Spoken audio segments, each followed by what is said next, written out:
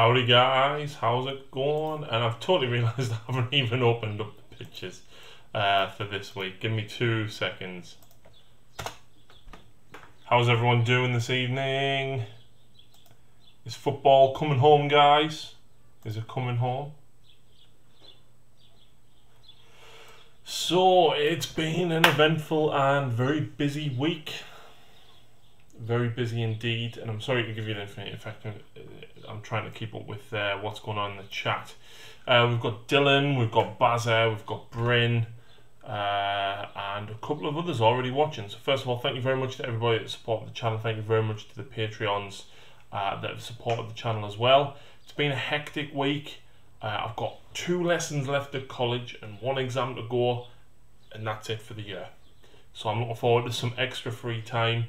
It's been a very hectic week. We've done a lot of stuff. We were at Warhammer World Monday, college Tuesday. We went out to a gig for my mum's birthday on Wednesday, college Thursday, open invite night Friday, and then we've had 2 days of R&R. So it's been worth it. Lots and lots and lots of stuff done here at Dark Artisan HQ. Not so much in the community, it seems. I think everyone's been a lot more into the football. When did we play? Was it Tuesday we played, and then obviously yesterday. So I think everyone's been drinking and being too hungover to paint. But first of all, if you would like to stay up to date with battle reports, make sure you click the bell button and subscribe to the channel. If you haven't already, that'll give you notifications, especially when I go live. But also, if you are able to do so, any support via Patreon or PayPal is much appreciated. There's going to be delivery coming soon, actually, another game mat and some terrain from gamemat.eu, which you can expect to see some Age of Sigmar battle reports with those bits of terrain.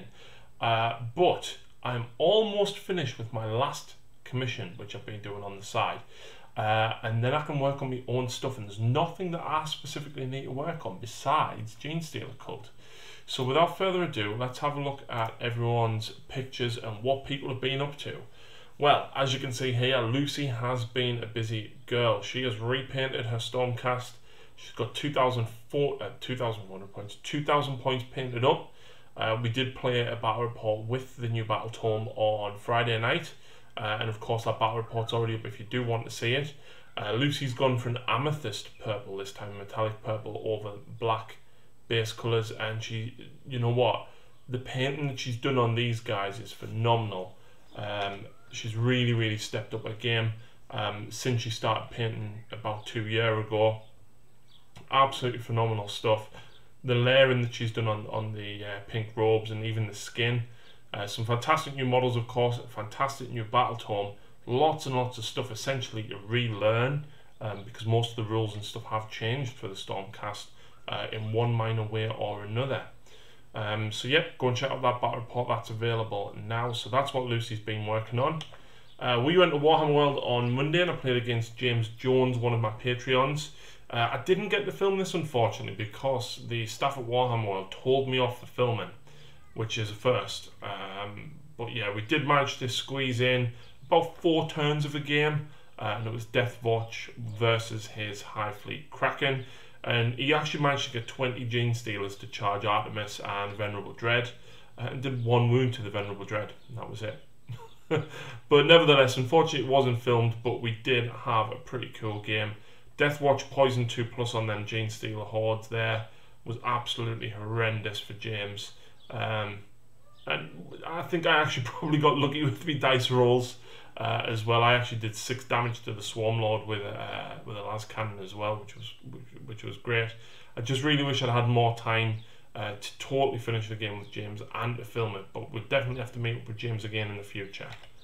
I also, however, did get to play a game of Age of Sigmar with Philip from Belligerent Duck, all the way from Austria. He drove over just to see me. No, I'm kidding. He come over to pick his girlfriend up to take home, but he was staying over for about 10 days. He's from the Beast Claw page and a lot of the Destruction pages. So I hastily painted up, along with Lucy helping, of course. We finished off 40 Blood Reavers, 10 Blood Warriors, and Lucy did 3 Korgoraths. which you can see here. You have 2 of the Korgoraths and a handful of the Blood Reavers. Was that the only picture? Yep, that's the only other one I took, unfortunately. But I did get a few other pictures. The battle report's going to be a little bit disjointed. There's going to be photos with a voice recording over the top of it, and then the sneaky bits of film that we could actually get in when nobody was watching. So that will take a lot longer to edit than a normal battle report. So please bear with me with that one, guys. That one will be up shortly. I've been working on my Genestealer cult today. This is my Archmagos. It's basically, I think it was a Hex Wraith or something, and it was in my bits box, so I've stuck a Genestealer cult head in there and some Guardsman legs. Why not?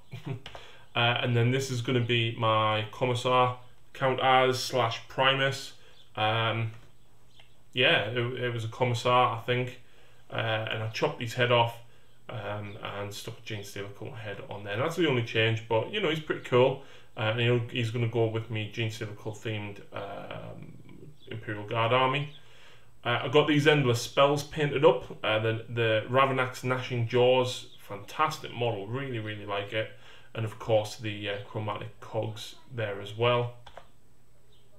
And Phil has been repainting his Genestealer cult. Phil's Genestealer cult was purple previously, and he's now gone for the standard ones of the orange and red. These are the 3 guys that he's already getting redone. Very, very nice. And again, Phil has really stepped up his painting game recently as well. And there we go. Right, so let's see what you guys are doing in the chat. Let's have a quick look. The fat bellies need some more help now. Absolutely. Destruction in general is massively suffering. How much have I missed? Not a lot, does it? Just been going over what we've been up to. Got Operation Mad Dog, which is Roger. Thank you very much for joining us, Roger. Just Harry and Lucy's artwork. And Phil's. But yeah. So, this is the Leviathan Dreadnought that you saw last week by Andre. He's actually done some freehand. I absolutely love that symbol around the chest. Absolutely love the weather in there he's got going on as well. And the storm cannon, of course. Give me 1 second to find something.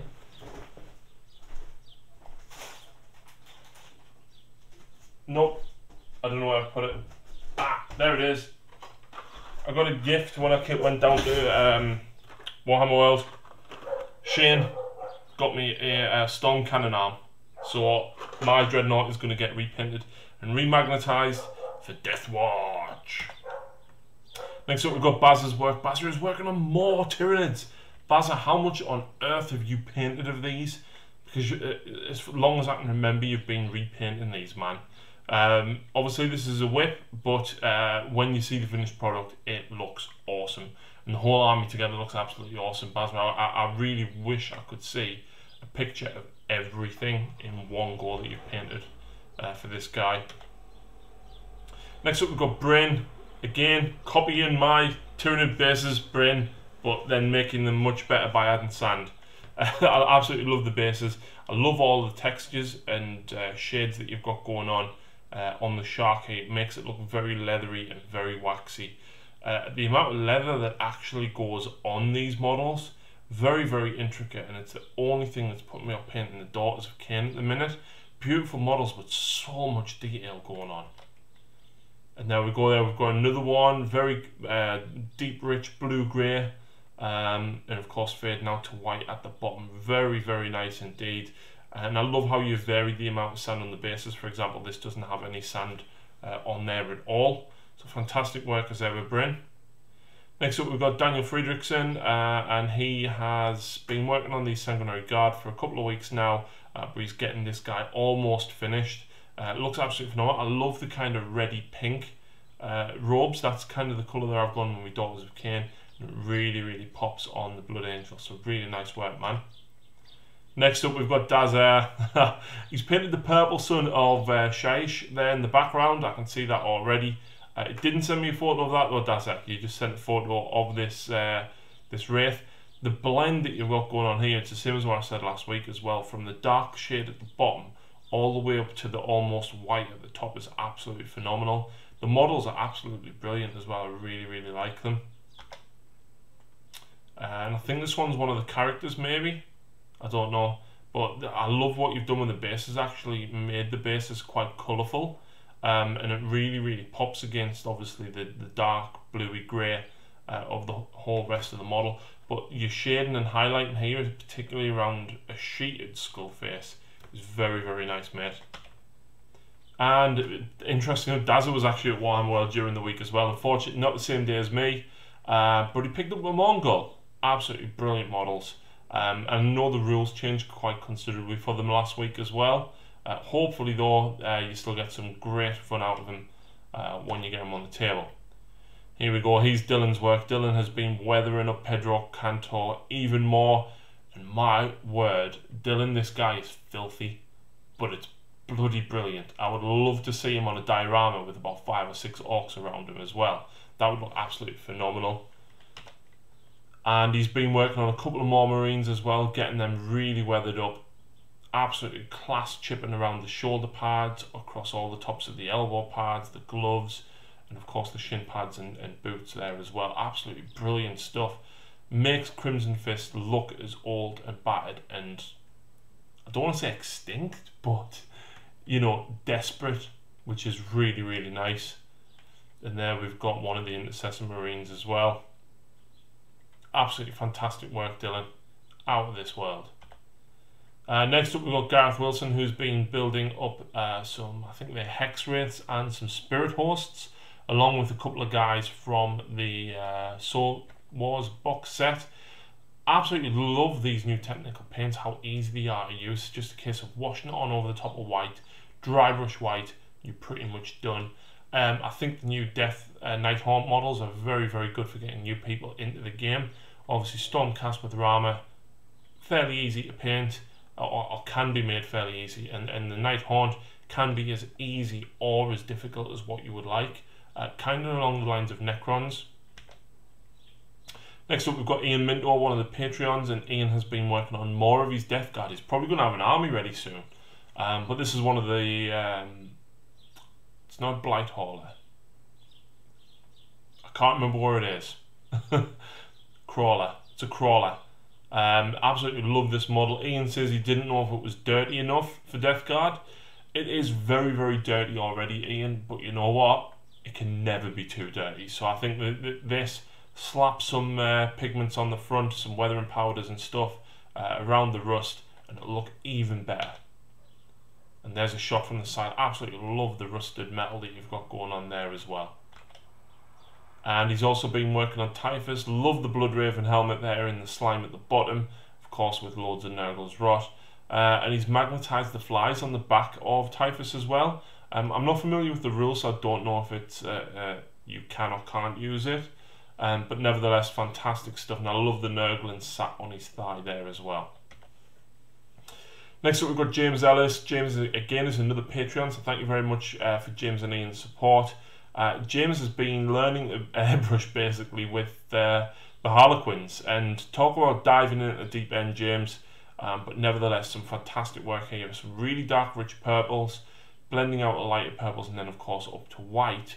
But in addition to that, he's also then gone and then put diamonds on them as well. Absolutely phenomenal work, mate. Absolutely love what you've done. The blue works so nice on top of that purple as well. Next up we've got James Smith from Whitby, and he's been painting up Rebute Gilliman. And I love what he's done with the base, and actually blended it into the 65mm base itself with the textured paint. I can't remember what it's called. He says he's going to be painting up the halo separately, but I absolutely love the sword. He's done such a nice job on the sword. The yellows seem to blend very well, and yellow is a hard colour to get right. But not just that, the stone eagle here as well looks very, very stone-like. So fantastic job, James. He's also knocked out a couple of Marines as well, an Inceptor and another Hellblaster.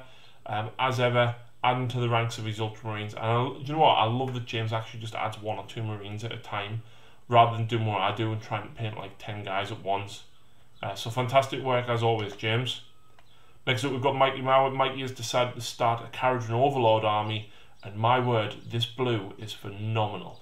The shades that he's got going on the metals on the hammer, all the blues and everything that's going on with the armor as well, and the red glow that he's got on them, the eyes, absolutely fantastic stuff. Next up, we've got Paul Spuddy Shaw, who has made a start on his 2 Imperial Knights. He's got these 2 guys built up, and he's got the armor plates, of course, separate. A lot of people do spray them separate. I myself included in that. But yeah, I'm looking forward to seeing these painted up, Paul.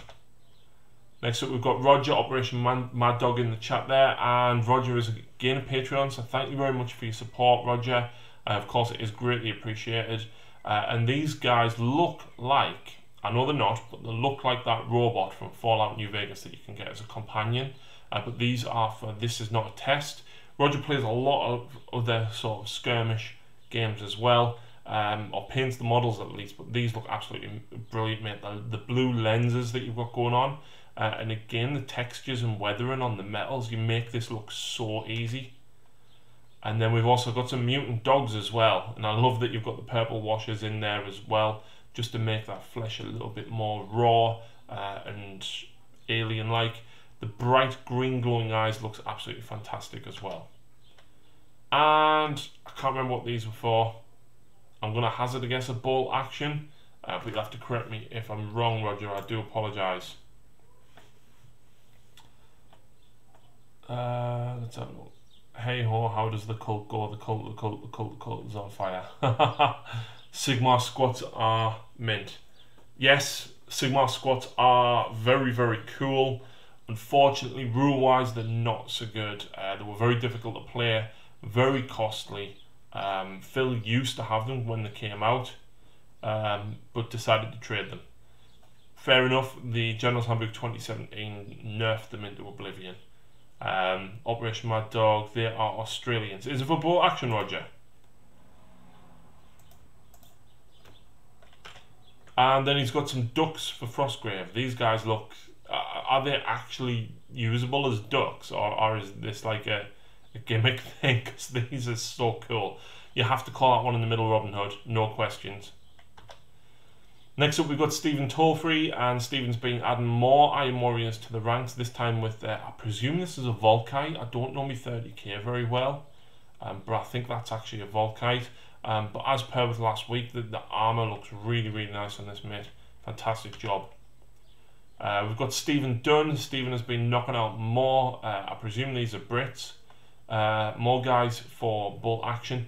Stephen, I don't know what that rubble is that you're using on the base, but I want some because it looks so nice and normal with minimal effort. So give me a shout and let me know what that is, because that's pretty damn cool then. Next up though, we've got Stewie Bell, and with the announcement of Kill Team, Stewie's decided to have a go at painting up a couple of different Space Marine pin schemes to see what he fancies playing. Stewie is very much into his skirmish games, so with the announcement of Kill Team, was quite excited to jump on this. This is not quite a Blood Raven, in his words, basically. He's considering doing it as a Blood Raven, but may do it as his own chapter. Absolutely love the red and the highlights that you've got going on there, mate, and that insignia in the centre, the shading and the highlighting on that is phenomenal. This is his Conrad Kurz almost finished off. He's been dipping backwards and forwards with this guy for a couple of months now, but it's absolutely phenomenal, mate. The blue lightning highlight on the armour, the face, the hair, everything about it looks absolutely brilliant. And then we've got another Intercessor Marine here that he's testing out a scheme on. I can't work out, is this like a greeny silver, or is it grey, like a blue grey maybe, like close to Space Wolves? I can't quite tell, but it looks cool, like kind of ghostly flip paint. I don't know, there's something about that I really like. In particular, the silver edge highlighting that you've done round the kneecaps and over the shoe pads as well. And believe it or not, that is almost it, but for some reason the way it opened, I have to skip all the way back to the beginning. For Terry Millard's bases, Terry runs Demonscapes, who supply resin bases. Me and Phil have actually bought quite a lot of them over the years.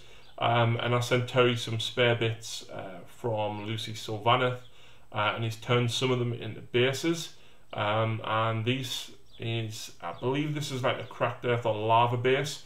Terry does sell this, so you can buy these bases along with many of the others that you've seen me use. So the Rune Deathwatch ones, the Paved Daughters of Cain ones, the Skull ones for all of my Chaos. Terry sells all of that at quite a reasonable price as well. But I love that he's got the little Nurglings here just jumping around the sides of the slime.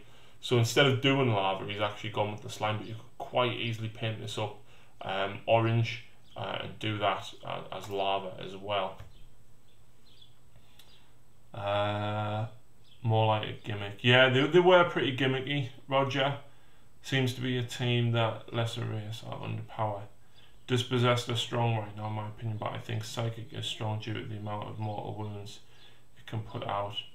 I'll need to play that and see what happens.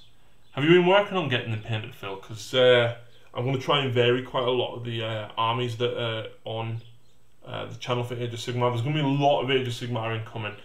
Me and Lucy want to do Khorne versus Sylvaneth because we've only ever done that once. We do want to get another game in with the Beast Claws or the Ogres as well against, I don't know, but we need Lucy Slanesh on. She's got a couple more models to paint for Battle Line.